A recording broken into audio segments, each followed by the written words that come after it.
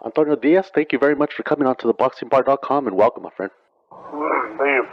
First question I ask everybody, where were you born and raised? I was born in Michoacan, Mexico. Iquilpa, Michoacan, Mexico. I was born over there June 13th, 1976, and I moved to California when I was 5 years old, and I've been here ever since. And what was life like for you as a kid growing up there in the Coachella area? Oh, it was great. It was great. I mean, I remember back in the days, everything was nice, and I mean, my parents are farm workers. I remember, growing up in a community where there was a lot of farm workers and just hanging in there and until we got older. The biggest question, I guess, how did you find boxing? How did boxing find you? What was that first time like going to a boxing gym or training for the first time? Well, the thing was, my older brother Joel. He started following one of my cousins to a boxing gym. One day they invited him over, and he decided to join, go there and check it out, and he liked it. Then he told us about it, and then we started following him. But the thing is, we lived about a mile and a half away from the gym, and he would ride his bike to the gym.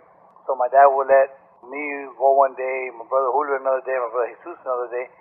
So we each had our day to go to the gym with Joel. Joel was going every day, but we had one day to go with him because he could only fit one person on the bike. So we started going, and our trainer at the time, which is Lias Espinoza back then, he saw potential in all of us. So as we got older, he said, you know what? He goes, he came and spoke to my father and told him, you know what? He goes, let me train your kids, and I'll be in charge of them. I'll pick them up every day at 4:30, and I'll drop them back off at 7:30. So sure enough, he started doing that for a couple of years. He started doing that. He would go pick us up at 4:30, and then he would drop us back home, drop us off back home at around 7:30. And he did that for a couple of years until Joel was old enough to drive. And then we started driving with Joel. What made you like the sport, or what made you keep going or wanting to go? I mean, what attracted you to continue in this life? I don't know. It was just the fact that you're able to punch the crap out of each other and punch somebody without getting in trouble. I just think it was just I don't know. It was just the fact that you're in the ring, you're punching, you're getting hit, and you're hitting somebody else, and people get excited, and I guess that's what attracted me. What was your amateur career like? What was that like for you, and how did that help you? You know what? My amateur career wasn't that great in the beginning. Little quick story. When I was younger, I grew up with myself, my brother Jesus, my brother Julio, and one of my cousins, Jose Vargas, and then a couple other kids, Chris Hernandez and Pedro Ochoa. They were some of the top fighters back in the days there at the gym. Every time we went to fight, 3 or 4 of us would fight. Everybody would win except me. Everybody would win except me. It kept going on like that for quite a while. I'll win. I'll win some here and there, but almost all the time the person that would lose was always me. So then one day when my career started changing, one day Liz, said, you know what, Antonio, let's say, just retire, just go to school, find a job, or do something, an after school job, whatever. I remember I was like 14, 15 years old, and then my dad would tell me the same thing. Hey, you're not good at boxing. Why don't you just hang up the gloves and I'll help you find another job or whatever. I remember my trainer, Lias Espinoza, didn't want to train me anymore. So then I was still going to the gym, and I was being trained by some other guy by the name of Tony West. Tony West was a professional fighter who didn't have a great career as a professional fighter. He was from Utah. He moved to the Valley, and he was training fighters here. He was boxing himself, but then after he retired, he was helping out in the gym. He started helping me out, me and a buddy of mine. And then we kind of overheard that our boxing club was invited to a little tournament, a little show, California versus Utah. So nobody mentioned to me that I was going to go in there. What I did, my buddy and I, and the guy that was helping us train, Tony West, we started training ourselves. We started working. We started running. We started sparring. So the day before they were going to leave to the show, I remember I went and I asked Lias Espinoza, hey, Lee, who's going tomorrow to Utah? He was telling everybody the times they were going to meet and where they were going to meet, what time they were going to get picked up. So I go, hey, Lee, so who's going? Oh, he goes, we're taking Jesus, Jesus, my brother, they call him Shaggy. He goes, oh, Shaggy's going, Julio, Pedro, Chiquita, Jose Vargas, and Chris. Okay, so I looked at him and I said, hey, what about me and my buddy Alfonso? He goes, oh, no, you guys haven't been training, you guys are not ready. I go, Lee, we've been training, we've been sparring, we've been running, we've been training. He goes, you're probably not even in weight. I go, yeah. He goes, how much you weigh? I go, I weigh 119. Let me check. So he checked the scale, checked me and my buddy, we were on weight. And this is what he said. This is what he said. You know what? I think we're gonna take you. We're gonna take you to choose months. Choose months like a little, like not good, like not good. He goes, I'm gonna take you to choose months because it's not gonna look good to have all winners, 5 out of 5. We have to have at least 1 or 2 losers. We'll take it to lose. Okay. I was excited. I was, I was young. I was gonna be one of the first times I was gonna leave the state of California. And then I remember going to the fight. The first kid, Chris, he fought, he lost. Second kid, Pedro, he fought, he lost. My brother Julio fought, he won. Then Pedro fought and he lost. Jose Chiquita Vargas, he lost. And Jesus fights the Golden Glove champion of Utah. He loses, gets qualified. I step in the ring. I stop the guy in the second round. My buddy steps in the ring. He stops the guy in the first round. So the 2 losers that were supposed to lose, we stopped the guys in the first and second round. We won. On the way back, that was like a little wake-up call, a little motivator. And then I came back, went to the JOs, the Olympics in '92. I won the districts. I won the regionals. They made it to nationals. I got, I think that year in '92, I was number 3 in the United States. I was ranked 3 in the U.S. at that time. And then from there on, it just kept coming. I started winning tournaments, which was the Blue and Gold Invitational, the Gene Lewis Invitational Tournament. And then I started winning more JOs, and then Golden Gloves. And then finally went professional in '95. Wow, so when the lights were bright, that's when you were shining the best. Yes, exactly. And when did you decide to go ahead and turn pro after your amateur career was over? At what point did you say, hey, it's time to hit the pros? It was in '95 when I got back from Golden Gloves for the Nationals. I made it to Lowell, Massachusetts on Golden Gloves in 1995. When I got back, I was already 18, going on 19 years old. My brother Joel was already a professional. And then we grew up with, in poverty. We didn't have money. My dad was working. And then back in around that time in '95, my mom got sick from cancer. She got cancer. She had a lymphoma. That's a tumor with cancer in the pancreas. So she was going through therapy. My dad was the only one working. He wasn't making a lot of money. Joel was working in boxing, and then to help my dad support, the family. We were 7 kids, and for my dad for himself to raise it was pretty tough around that time because my mom was sick. She was always in the hospital. She spent like 3, 4, 5 months in the hospital, and then come on in another couple months. So I remember I was getting ready to graduate from high school. I was thinking of going to college, but then I saw the situation that was going on at home. So I was like, man, should I go to college? Should I stay home? Help the family? So I stayed home, started working in construction. At the same time, I said, I'm going to make some money. I saw the money Joel was making. He was making a little money here and there, and back in the day, it was pretty good money, in fighting. So I said, I'm going to stay and fight. So sure enough, I started fighting. I went undefeated a couple, like 3, 4 fights, and I lost one. I went undefeated another couple more fights, and then I lost my second fight. Was like I lost. It was like my 8th or 9th fight.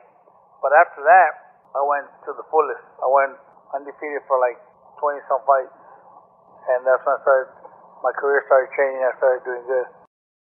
That first time when you walked in the ring for the first time, your pro debut, was there like a big change from the amateurs to the professional, or to you? Was it the same, or was there a big difference? It was a big change. It was a big change, being that you have smaller gloves, the bigger wraps. Because in amateurs, you get so much wrap per hand. You have no headgear, which is better. You wear no shirt, and you have a lot of athlete in your face, all over your face. It's a little tougher, but I think for me it was easier because you get to see the punches from every angle. You're more pumped up. There's a lot more fans in in the professional business than there is in the amateur business. So just being in the ring and have thousands of people yelling your name out and cheering for you, and every time you hit, the people are on their feet, and I mean I think that's a pretty good motivator. It pumps you up, and that's what kept me going. All the time. And one of those early losses that you had, like about your 12th fight or so, when you fought Juan Lascano, later on he would go on to become a world champion himself. And what was fighting him like at that time? What was he a tough guy at that time? You know what? Let me tell you a little story about that right there. I didn't know that I was supposed to fight Juan Lascano back then. Before that fight, a year before or something like that, a month before, Juan Lascano was actually training with us. He was getting ready for one of his fights at our gym with his trainers. So I remember him sparring my brother Joel, sparring Pancho Segura, sparring some of the guys with him. He didn't impress me they had him as the next prospect, next superstar. Didn't impress me much. So I was like, all right, he's cool. So then my trainer told me, hey, you're fighting in Vegas this day at the Aladdin. All right. So, well, wait, you fight at 142. All right, so I remember I was on weight. The fight was on a Saturday. We left Vegas on a Friday morning to get to Wayne's. And when we got there, the promoter tells my trainer, Lee Espinosa, oh, Lee, I had just called you, and your wife told me you left. Back in the day, we didn't have cell phones. Your wife told me you had just left. Bad news. What happened? He goes, I thought the opponent fell. He didn't have an opponent. His opponent didn't want to fight. Didn't make it. So we're like, oh man, so what's gonna happen? We just drove here, and then he goes, hey, well, we have another guy whose opponent also fell. I mean, we could match him up. We do that fight, and then we asked him, well, who? So this kid, Juan Lascano. So they, oh shit, I know Juan Lascano. I mean, he's trained with us. So yeah, but the thing is, Juan Lascano weighs 135. The fight has to be at 35, 36. I was like, man, I'm 142. I used to make 142. So they, well, if you want the fight, I mean, it has to be at 36. So Lee looked at me and told me, what do you think? I looked at him and said, we're here already. Let's do it. Fuck it. I mean, I've seen us cover before. I think they're great. So sure enough, I went on my jean pants. I remember I asked one of the casino ladies, the cleaning people, to lend me a trash bag. I took off my shirt, put the trash bag on, put my shirt on. I started running on jeans around the casino for a while until I made weight. I made 136 and a half. The fight was going to be at 4 rounds. I was going to fight 4 rounds. They moved up to 6 rounds. So I was like, man, I thought that I was being set up. So sure enough, I went, I fought. I beat the crap out of him. I left him. I mean, his face was all bruised up. I beat the crap out of him. There was times I had him in the ropes. I was patting and pounding the crap out of him and ready to stop him, but I wasn't in shape for 6 rounds. So I would get tired and I had to step back. After the fight, they gave him the split decision. I was like, what the? The fans were booing. I mean, I thought I had won the fight. Yeah, that's crazy. I didn't even know that you had fought him until I was looking at your record. I believe last night, and I was like, "What? I don't remember that fight went on." But that was early in your guys' career. And like you said, you didn't lose again for several fights thereafter. You were beating guys like Ahmed Santos, who was a pretty tough little guy from fighting out of the Phoenix area from Mexico. Hector Quiroz, another guy who you fought. The guy I beat before Ahmed Santos. Yeah. The guy, his name was Jose Luis Cruz. That guy, before I met Santos, that was the title eliminator. I stopped the guy in the first, I knocked him on the first round. That guy was undefeated with almost all of them by knockout, and he was a Mexican Olympian, former Olympian fighter. You even fought Corey Spinks, who they were trying to hype up because of his last name and his roots, and he actually did very good after your fight, after that loss. He started coming up a little bit too. Emmanuel Augustus, another tough fighter who we'd always saw on ESPN, and Ivan Robinson. Even you won him by KO. What do you remember about that fight with Ivan Robinson? Oh man, that was a beautiful fight. That was a great fight. I had a great training camp for that fight. I mean, I was in shape. I was ready. I was focused. I think it was my first fight on HBO. I'm not sure if it was one of my first fights. I think it was my first fight on HBO. It was on the undercard of Fernando Vargas and Ike Corte. And I remember I was a co-main event, so I was like, I was pumped, and not only that, but I fought. It was that fight was April 15th of 2000. I was there in Vegas for Vargas and Corte. Yeah, that was the day of my father's birthday. So It made it nicer. Took my parents over for his birthday, and it was great. After that fight, man, you just continued and you beat Omar Weiss, who got a name there afterwards, and also Mickey Ward, who they even have a movie about, and you got those victories too. What do you remember about fighting the next guy up, Sugar Shane Mosley, who was dominating and had beat Oscar earlier that year? Yeah, you know what that part right there. I mean, all through my career, I think I was wrongly managed, or I was moved wrong, or else would have been a great superstar. When I fought Mickey Ward, I remember I fought Mickey Ward. When I beat him, as I was walking out of the ring, Cameron Duncan was my manager. I remember walking out of the ring and going towards the dressing room. Cameron Duncan comes, puts his hand around my neck. He hugs me and tells me, "Great job, kid. How do you feel? Your life has just changed." I was like, "What do you mean?" He goes, "Your life just changed with this victory." I go, "Oh, well, what do you mean?" He goes, "We got big plans for you, big things." All right. I was like, "Oh, cool." He goes, "I'm not going to get excited until I see it." Back then, the big name fighter I wanted to fight back then was Costa Zoo. I knew I could beat Costa Zoo. So then I get home after the fight. We celebrate. Everything was great. We get a call from Top Rank to go to the office that they had a fight for me, a fight deal. All right, so we went to Vegas. They were there, and we went to the office, and we sat down with Bob Arum. We sat down with Cameron Duncan, and they told me, "Hey, we have two offers to fight. Both are for the WBC." Oh shit! Well, that's about time I was wanting. So they tell me we have an opportunity to fight Costa Zoo at 140, or you could fight Shane Mosley at 147. I was like, "Hey, but I'm a 140-pound fighter. I'm not 147. I want Costa Zoo." He tells me, "But the difference is, if you fight Costa Zoo, you gotta go to Russia, and they're paying you 50 grand." I was like, "What the fuck? So for Costa Zoo, I made more money on my last fight than I did the for the title fight." Well, that's all they're offering, 50 grand. Then they tell me, or you could fight Shane Mosley at 147, and they're paying you 400 grand. I'm like, "Man, but 147 is not my weight. I want Costa Zoo. I want to fight him." So then Bob Arum turns around and tells me, Bob and Cameron, they go, "Hey, why don't you do this? Let's go for Costa Zoo, make the money. If we lose to Costa Zoo, we can always come back and say that wasn't our weight class. We're gonna go back down to 47, to 140, and we'll look for Costa Zoo again." So I said, "Okay, well, it's a done deal." So sure enough, we went, we fought. I mean, we got stopped in the 6th round. Came back. After I came back, they never answered our calls no more. They wouldn't answer my calls. Then they started giving me little fights here and there. I was like, "Man, you serious? Like, you made me a promise. Now you don't even answer a phone call. Now you giving me whack-ass fights for chump change." So after that Mosley fight, would you have taken Costa Zoo for 50 in Russia if they would have offered you that? Well, of course. I mean, I would have took it because I wanted to prove that I could have beat Costa Zoo back in the days.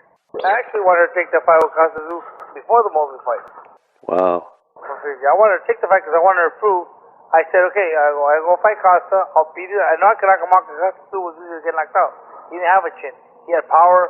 He was a little awkward, but you hit him, he went down. So I knew I could knock him out. So then they're the ones that told me, "Let's fight at 147, get the money there, and if we don't win, we can always come back." So I said, "All right, I follow the plan."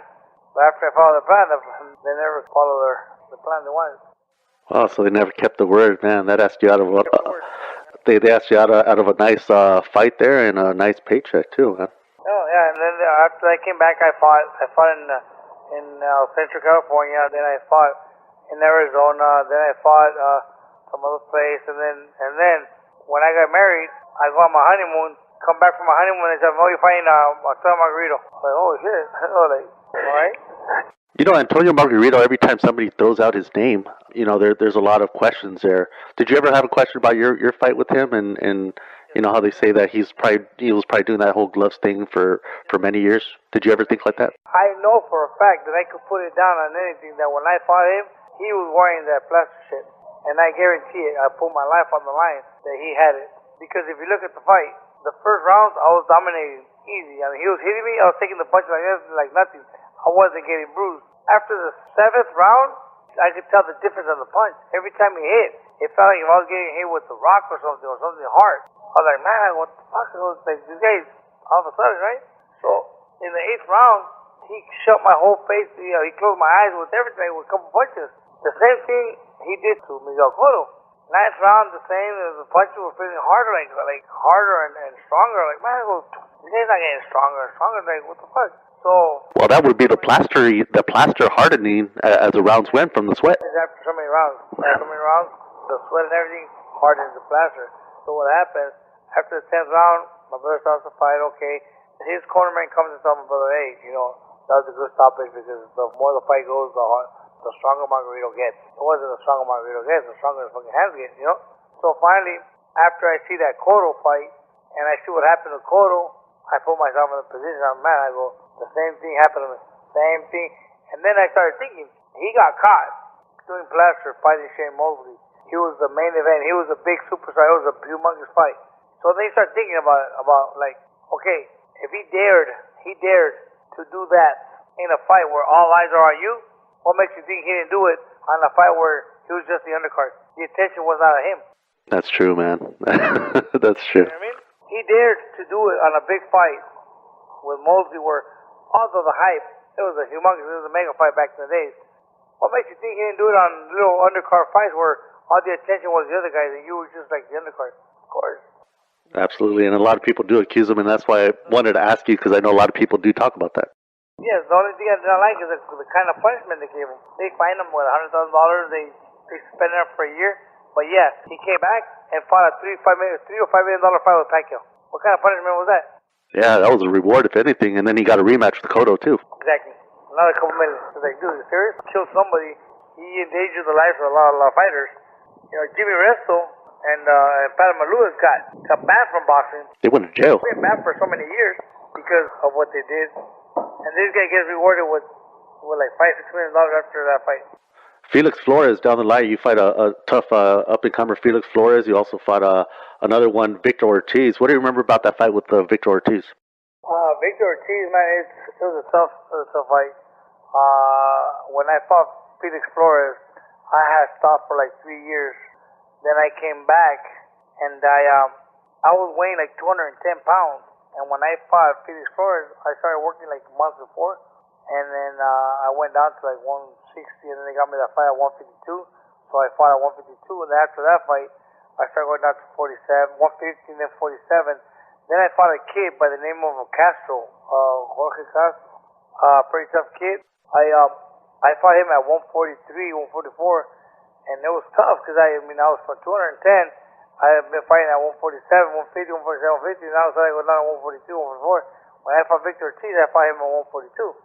And I was dying to make that weight, and I finally made it. I said, this would be my step up to some bigger fight. But unfortunately, I'm fighting Victor, and I hurt him, and when I hurt him, I dropped my hands, trying to go forward, and he hits me right in the chin, and I go to the ground. As I get up, we start fighting, and then I step forward. He throws a side, like a little hook jab, like a straight jab, a little hook sideways, and he slashed my eyebrow and that was pretty big gash, and my corner started the fight. They didn't want to let me go.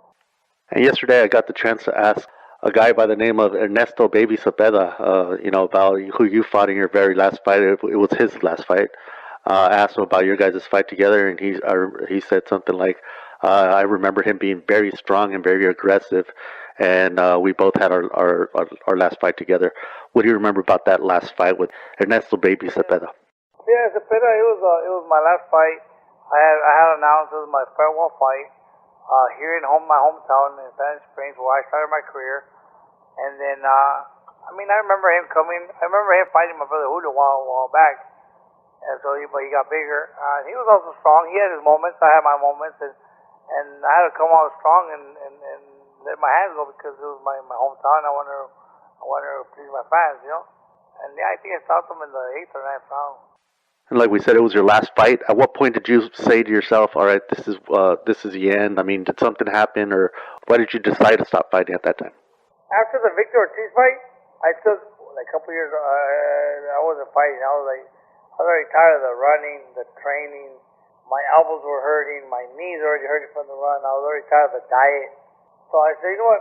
I'm going to do it one more time. Just to my farewell fight. So That's why I took the fight with him with Cepeda.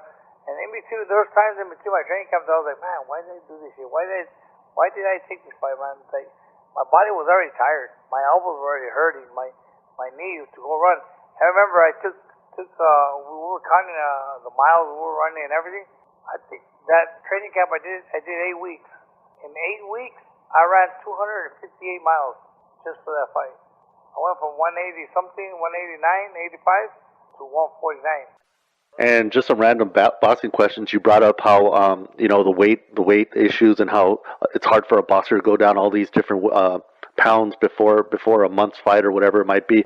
What do you think about the whole same day weigh in and next day weigh in? Is there a difference? Would you prefer one over the other? It's a big difference. It's a big difference because I mean it is tougher. The amateur, well, they do that. That's why amateur fighters, they fight at a higher weight class than the normal weight class is supposed to be in. You know, you see these fight, like, you know, for example, let's take Timothy Bradley. Timothy Bradley was fighting at 152 in the amateurs, 147, 152. He came back, made his pro debut at 140. He became world champion at 140. It's because in the amateurs you have to maintain your weight always. You fight the same day. You cannot starve yourself the way you do in the amateurs. I mean the pros, and then try to recuperate that quick. Especially when you have tournaments, 3, 4, 5 day tournaments, you have to maintain the weight for 3, 4 days, 5 days.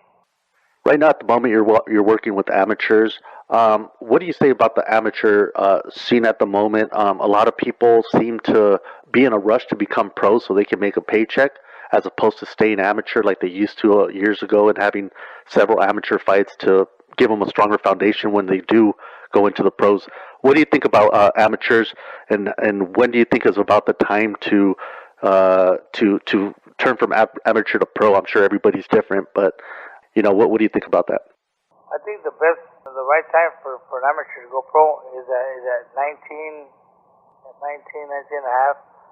That's good because your body's very mature. But a lot of kids want to go pro quick right now because the amateur business right now is dirty. It's dirty. I mean, I've been an amateur coach for a while. I've been noticing a lot of things. Been seeing things where fighters win fights, but they don't get on the fights. I mean, it's an obvious win, but they don't give it to you because the officials know the mother of the opponent you're fighting, or the opponent comes and hugs you and kisses you all the time and says hi to you. It's like there's a lot of favoritism in the amateur sport. It's very. I mean, I already learned how to just put up with it. There's been a couple of times that I've taken my fighters to train, tell me to fight, and they win clearly, but they don't get the decision. I'm like, what are these guys looking at? These kids work very hard. They work very hard to capture a national title or to do something, but then they don't get the decision because you don't know the officials, the way the opponent's mother or father or. Yeah, it seems like uncles and stuff are becoming judges now. You know what I mean? Yeah, I know many of them. I know many of them that their uncles are officials, their aunts, their mothers are top officials. They talk to all these people in USA boxing. And that's what it is. I mean, it's crazy. It's not like it was before, So what are you doing right now with your amateurs there in your local area? How are you seeing that scene at the moment? Well, we have a lot of amateur fighters. We're training. We're taking us to compete, competition, give them the experience, and I have matter of fact, I have a couple that already went from amateurs and they're already pro. I have 2 of them that my first 2 fighters that I started from ground zero, from the beginning, and they already went pro. One of them is 3-0. Actually, both of them are 3-0. And that area, Coachella, Indio area, it's been around for years. You guys have been having fights over there in that area for years. But it seems like now recently you guys are getting a lot of big names, especially with Golden Boy having shows over there a lot. And also even the Riverside area, even Oxnard that had Robert Garcia's gym. Now even he left this gym here and he's over in the Riverside area, and he has a lot of fights over in the Indio area. How do you feel about that whole boxing scene from how you guys first started out there? You guys were the big names over there, the Diaz boys, and now what it's like to today. Do you guys feel that little something that you guys did pick up that name or boxing through your guys' name there in that area? I really think so. I feel proud of our career. The Diaz brothers, Diaz family, brought the sport of boxing to the Coachella Valley. We have been here, like you said. The Golden Boy has been making a lot more fights here in the valley. Big names are trained out here now. Especially with us in the gym. Well, we're training a lot of professional fighters, big names. Like, we got Felix Diaz, we got Diego De La Hoya, we had Ruzan Pavlovnikov here. We have a lot of top contenders, prospects coming up also. We have Lucas Ortiz coming in pretty soon.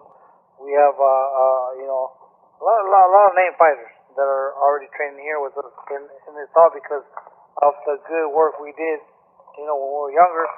And also by Golden Boy putting up all these fights here in the valley, that's making the valley like a boxing scene out here. Every time I brought up one of your guys' names, whether it been Julio or Joel or you, to people, they always say those damn tough desert guys, and that's how they refer to you guys.